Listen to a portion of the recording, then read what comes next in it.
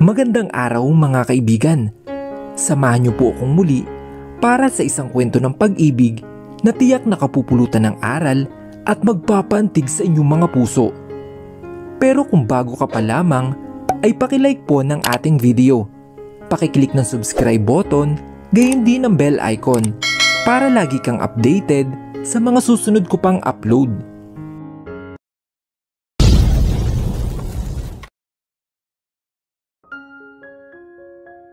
Nilamutak ni Anthony ang papel kung saan nakasulat ang mensahe mula sa kahon. Madilim din ang mukha niya na para makakapatay ng tao anytime soon. "Haven't you seen any suspicious people lately at your school?" Tanong niya sa mababang tono. Nakaupo siya sa swivel chair niya habang ako naman ay nasa couch. Katabi si Gary dito sa loob ng office niya. "Wala. Bigla na lang may lumapit na bata kanina sa akin tapos binigay yan. Sigurado ako na binayaran siya na kung sino man ang nagpabigay ng regalo na yan." Tugon ko sa kanya. "Actually, this is not a present. This is a death threat." Wika niya na pinapatungkulan ang pulang regalo na nasa ibabaw ng desk niya. Para bang bumilis ang tibok ng puso ko dahil sa sinabi niya. "Death threat? Ibig bang sabihin, gusto na nagpapagbigay nito na mamatay ako?" "May kaaway ka ba, Stella?" Tanong ni Lloyd sa akin. Mabilis naman akong umiling sa kanya. Wala naman akong kaaway dahil unang-una ayaw ko sa gulo. Iwas na nga ako sa mga bagay na alam ko na ikakapaham ako. At saka, ngayon lang naman may nagbigay ng ganito sa akin sa tanang buhay ko. Napaisip si Gary. If wala, posible mga kaaway ni Anthony ang naibigay sa'yo nito. Pero parang malabo din eh. Ilan lang naman tayo nakakaalam ng tunay na katauhan mo. Saad naman ni Gary. Pareho kaming napatingin ni Anthony nang tumayo siya sa kanyang kinaupuan at saka kumuha ng alak mula sa center table. Bago siya bumalik sa pagkakaupo, ay kinuha niya ang pulang kahon at diretsong nilagay sa basurahan.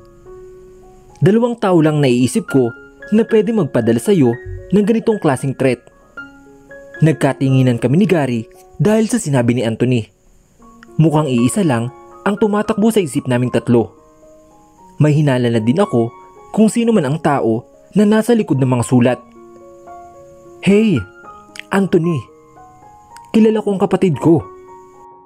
Kahit nasabihin mo na naghahawal pa din siya kay Stella, alam kong hindi niya magagawa ang bagay na to. At saka, kung magpapadala man siya ng death threat, dapat sa'yo yun. Dapat sa'yo ibinigay. Hindi ba?" Hindi mo din masasabi, Gary. Lahat ng tao ay nagbabago. Maaaring yung mga anghel na nakilala mo noon ay mga alagad na din ng kadiliman ngayon. Napatingin ako kay Gary. Hindi man niya sabihin, ngunit alam kong nahihirapan siya sa sitwasyon niya. Boss niya si Anthony, habang kapatid naman niya si Alfred na kinagagalitan ni Anthony. Alam kong parehong mahalaga sa kanya ang dalawang taong ito. Pero alam ko ding mas matimbang sa kanya ang sarili niyang kadugo. Kahit ako naman, kung sa Ate Angel man ay magbago at maging masama, tatanggapin ko pa din siya dahil kapatid ko siya. Kahit anong sama niya, kapatid ko pa din siya. "Ano namang gagawin natin?" Tanong ko sa kanila. Wala akong natanggap na sagot mula sa kanila. Mukhang hindi din nila alam ang dapat gawin. Ngunit kung kilala nga ako ng taong nais akong pamatay, may posibilidad na pati sila Mama at Ate Angel ay pagtangkani ang buhay. Magpapahinga muna ako. Tumayo na ako at naglakad papalabas ng opisina ni Anthony. Pakiramdam ko ay sasabog na ang utak ko dahil sa daming iniisip. Idagdag pa ang nangyari ngayong araw. Pagkasarado ko ng pinto ay nagtungo ako sa beranda ng kwarto namin. Ipinikit ko ang aking mga mata at nilanghap ang sariwang hangin. Kumusta na kaya sila, Mama? Sana ay maayos lang ang lagay nila. Kung ano ba naman kasi itong pinasok ko? Baka mapahamak pa ang pamilya ko at mga kaibigan ko dahil sa gagahang pinasukan ko ngayon. Napatingin ako sa pintuan nang marinig ko ang paglagitlit nito. Pumasok doon si Anthony at diretso naglakad papunta sa kinaroroonan ko. "Are you okay?" tanong niya sa akin. Pilit akong ngumiti at muling ibinaling ang tingin sa labas ng mansyon. Hindi ko din alam, Anthony. Habang tumatagal ata itong ginagawa natin, parang mas lumalala ang mga nangyayari. Huwag kang mag-alala. Kasama mo ako. Hindi ko hayaang saktan kanila. Kumunot ang noo ko at tiningnan ko siya. Mukhang nagulat siya sa naging reaksyon ko. "Anthony, hindi oras-oras kasama kita. Paano kung nasa school ako? Tapos bigla na lang akong taniman ng bala sa bungo na kung sino mang nasa likod nito. Paano ang pamilya ko? Anthony, hindi ko mapapatawad ang sarili ko kapag may masamang nangyari sa kanila. Hindi ko na malayang tumulo na pala ang mga luha ko dahil sa sobrang pag-alala. Para bang pinipiga ang utak ko kapag naisip ko ang maaaring mangyari kay mama at ate. Kahit ako na lang sana ang mapahamak, wag lang sila." Hinawakan niya ang magkabilang balikat ko at saka pinahid ang mga luha ko. "Relax ka lang, Stella. Do you think I'm not worried about your safety? As I said, I will not let anything bad happen to you, not even to your family. I'm working my way up, just trust me." Saad niya sa malambing na tono. Niyakap niya ako at ginantihan ko naman iyon.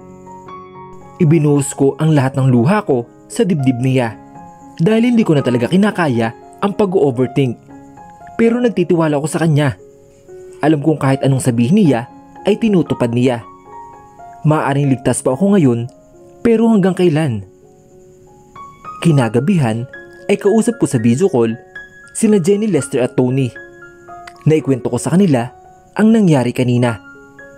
Maging sila ay nag-aalala sa kaligtasan ko. "Huwag mo kaming isipin, Stella. Kaya namin ang sarili namin. Minsan, bibisita din kami sa bahay niyo para mapanatag na yang loob mo." Wika ni Tony na sinang-ayunan naman ng dalawa. "Salamat. Basta kung may mangyaring hindi maganda sa kanila, balitaan niyo agad ako, ha?" Saad ko sa kanila. "Makakaasa ka, Stella." At saka, takot na lang nila kay Tony. Baka hindi nila alam na may kaibigan tayong nangangarate. Nagtawa na naman kami dahil sa sinabi ni Lester na may karate post pa. Kahit kailan talaga, puro kalukuhan na lang. "O siya, sige na. Let's sleep na. May pasok pa ako bukas. Good night, guys." Nagpaalam na din ako sa kanila nang magsalita si Jenny. Sabay-sabay naming pinatay ang tawag. Sinarado ko na ang laptop ko na nasa ibabaw ng center table. Sinilip ko din si Anthony na mahimbing nang natutulog sa kama. Madilim na dito sa kwarto namin dahil 10:00 na ng gabi. Nakaramdam ako ng pagkauhaw, kaya naman napagpasya kong uminom ng tubig. Maingat kong binuksan ang pintuan ng kwarto at saka ay sinarado ito. Napakatahimik ng mansyon at mukhang ako na lang ang gising dito. Pagkababa ng hagdan ay dumiretso agad ako sa kusina at binuksan ang ilaw dito. Pagkakuha ko ng tubig sa rep ay nilagyan ko ang basong hawak ko at saka ininom ito. Napatigil ako sa pag-inom nang may marinig akong kalabog mula sa labas. Ano yun? Gabi na. May mga gising pa din palang kasambahay. Lumabas ako ng kusina at nagtungo ko sa nadinig ang malakas na kalabog. Dinala ako ng mga pako sa likod bahay kung saan makikita ang ganda ng mga maliliit na ilog dito. Mukhang wala naman nakahinahinala dito. Pumunta ako sa gilid ng pool at inilublob ko ang mga pako dito.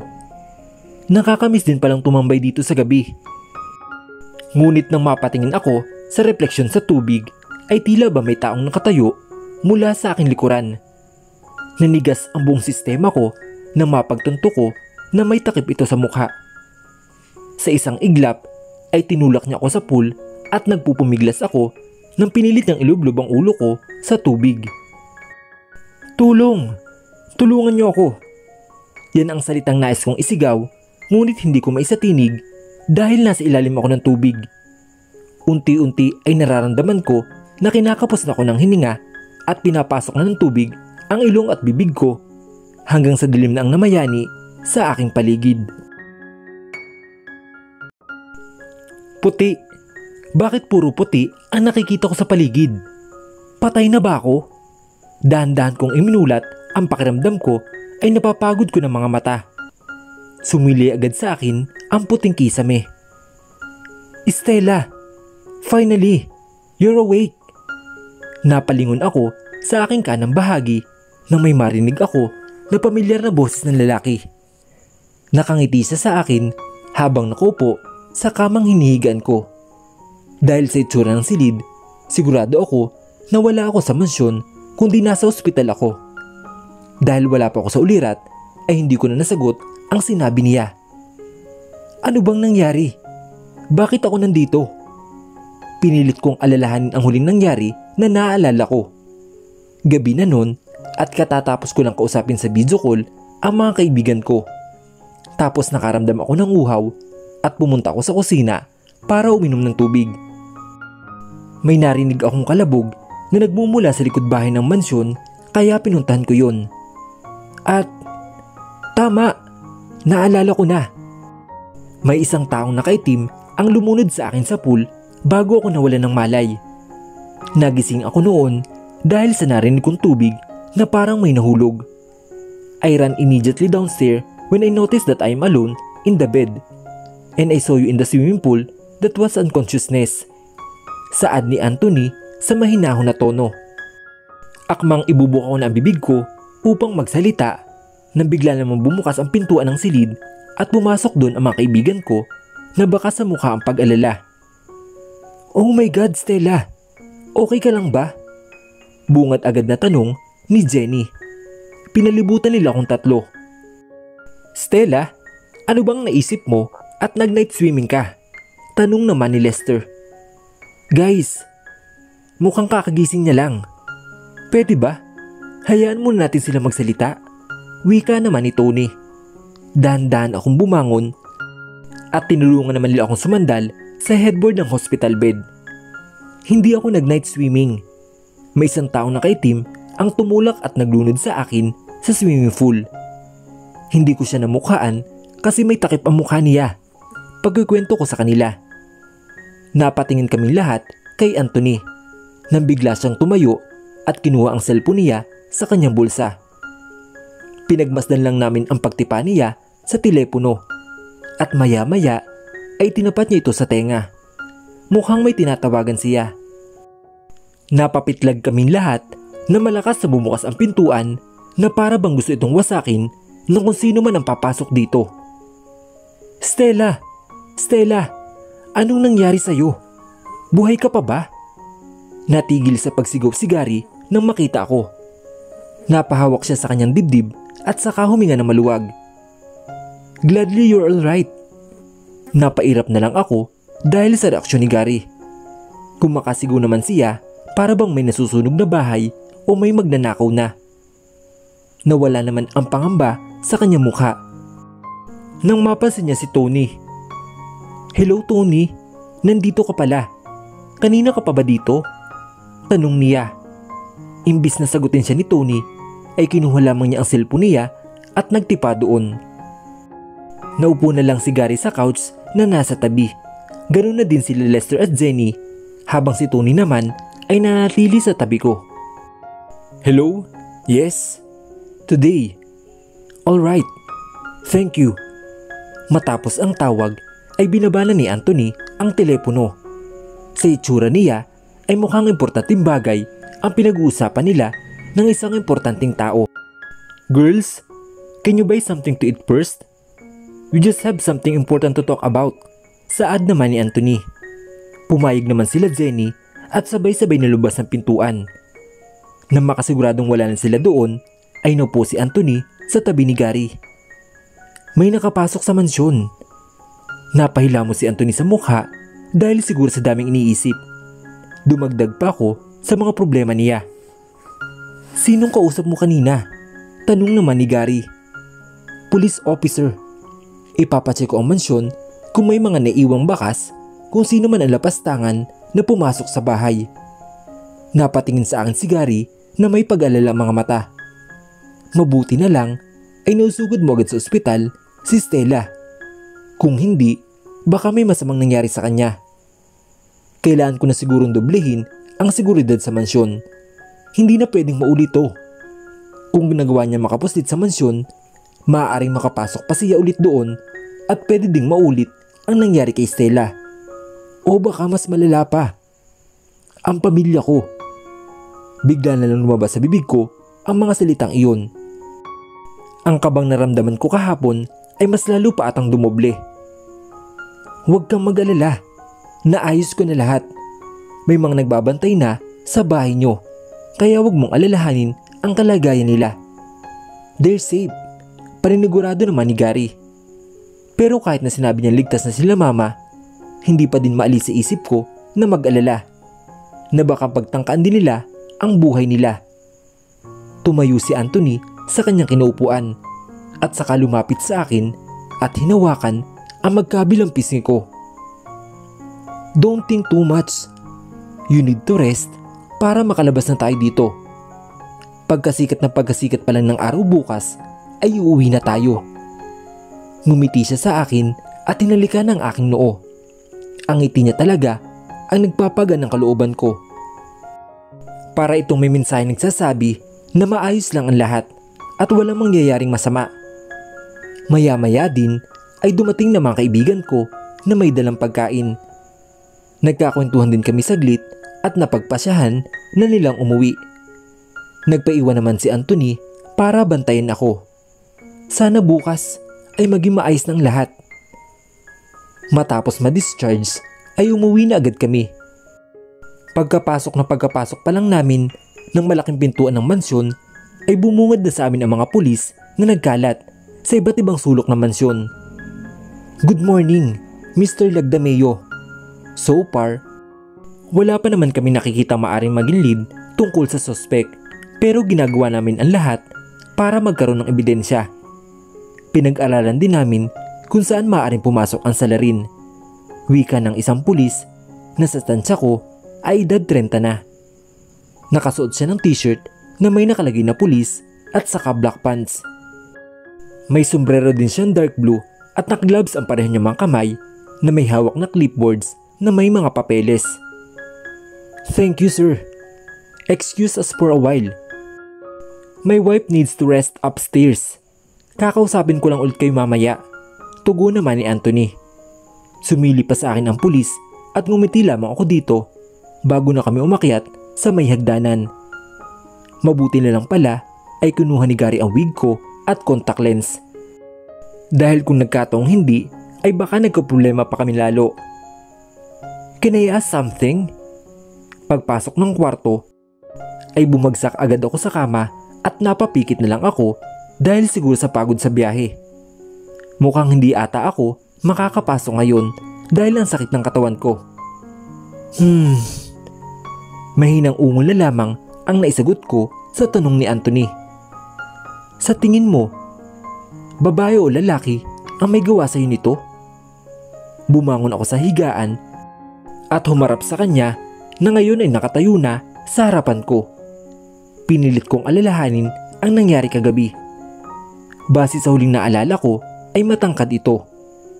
Pitid ang suot niyang itim na damit, kaya litaw na litaw ang mapayat niyang braso. Base din sa tindig at hubog ng katawan niya ay sigurado akong babae siya. Nagising ako sa ingay na nagmumula sa baba. Napansin ko may konting siwang ang pintuan ng kwarto at nakalimutan sigurong isarado. Pagbangon ko ay tinignan ko ang oras mula sa wall clock na nakasabit sa taas ng pintuan. 1:37 PM. Ang tagal ko palang nakatulog. Bumangon ako sa kama at diretsong nagpunta sa baba. Nakita ko ang bukas na pintuan ng silid kung saan makikita ang malasinimang big screen. May mga ilan-ilang lalaki ang naglalabas-pasok dito papunta sa labas ng mansyon. Napatigil ako sa tapat ng kusina kaya pumasok na ako doon. Sinalubong ako ni Kay na nakasuot ng apron. Hi Ma'am Stella. Nagugutom po ba kayo? Ipagluluto ko po kayo kung gusto nyo. Masiglang wika niya. Sandwich at juice na lang. Umupo na ako sa bakanting upuan at pinanood ko lamang ang mga kasambahay sa mga ginagawa nila. Ang iba nagluluto, ang iba naghihiwa ng mga rekados at ang iba ay naguhugas ng plato. Sakto namang dumaan sa aking harapan si Chef Adi na may hawak na sandok. Adi, anong ginagawa sa kabilang kwarto? Tanong ko sa kanya. Ayun bang may sinima? Pinapabaklas ni Sir Anthony yung widescreen at mga upuan na gagawin daw monitoring room. Monitoring room? Kahit na alam ko naman ang ibig nung sabihin ay naguguluhan pa din ako. Yup, magpapakabit kasi si Sir sa buong mansyon ng mga CCTV para maiwasan na siguro maulit ang nangyayari sa iyo kagabi. Lihim akong napangiti dahil sa nalaman. Handa talagang gumastos ng malaki si Anthony para lang masiguro ang kaligtasan ko. Biruin mo, isang small cinema ang pinasira niya ng ganun-ganun na lang. Sigurado akong 2,000 na gamit niya, mapagawa lang yun. Tapos ipapasira niya lang para gawing monitoring room. Heto na po ang merienda mo, Ma'am Stella. Inalapag ni Kay ang pinggang may 2 sandwich sa harapan ko at saka isang baso ng orange juice. Salamat, Kay. Bumalik na siya sa kanyang ginagawa habang tahimik naman ako kumakain at nanonood sa kanila. Patuloy pa din ang naririnig kong pukpukan sa di kalayo ang silid. Matapos kumain ay nagpaalam na muna ako sa kanila na hahanapin ko lang si Anthony. Hindi ko pa kasi nararamdaman ang presensya niya simula kaninang magising ako. Nasaan naman kaya yun? Dinala ako ng mga pako sa office niya, nang katabi lamang ng kwarto namin. Wala naman akong alam na maaari niyang puntahan maliban sa kwarto, sa gym at office niya. Pagkabukas ko ng pinto ay napatigil ako sa aktong pagpasok ng marinig ko na may kausap siya sa cellphone. Hindi ko naman ugaling mag-eavesdrops pero dahil sa kuryosidad ay hindi ko din naman maiwasan. But mom, hindi pa pwedeng next year na lang?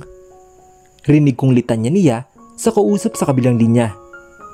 Hindi ko naman marinig ang sinasabi ng kausap niya dahil hindi naman naka-loudspeaker ang phone niya, ngunit makikita ko sa mukha ni Anthony ang sobrang inis dahil sa kausap sa telepono. Halos magsalubong na kasi ang mga kilay niya at nakakuyom na din ang kaliwang kamao niya. Fine, bahala kayo. Maras niyang ibinaba ang kanyang cellphone at saka pinatay ang tawag.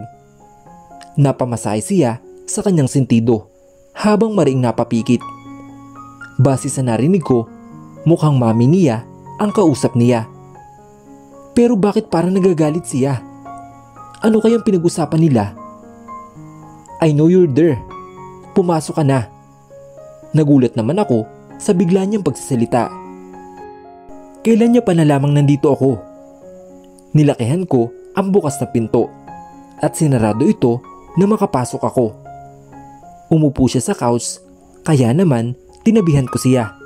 Mukhang pagod na siya. Gusto mo ba ng maiinom? Tanong ko sa kanya. Napamulat naman siya at nagtataka akong tiningnan. No thanks. Just give me a hug please. Ngumiti ako at lumapit pa sa kanya lalo. Ipinatong ko ang ulo ko sa dibdib niya at ipinulupot ko ang mga braso ko sa katawan niya. Hinaplos naman niya ang aking buhok. Nararamdaman ko ang bawat paghinga niya, ganoon na din ang pagtibok ng puso niya. I'm sorry. Hindi ko alam kung bakit ko naisip na sabihin ito, pero pakiramdam ko ay kailangan.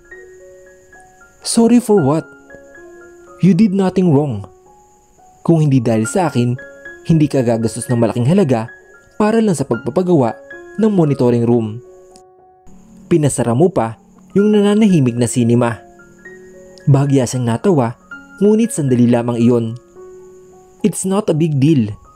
Marami akong pera. Huwag kang mag-alala nang mabusan ako. dahil never mangyayari yun. Pero kahit na, pera pa din yun, Anthony. Para ka lang nagtapon ng basura. Huwag mo na ngang isipin yun.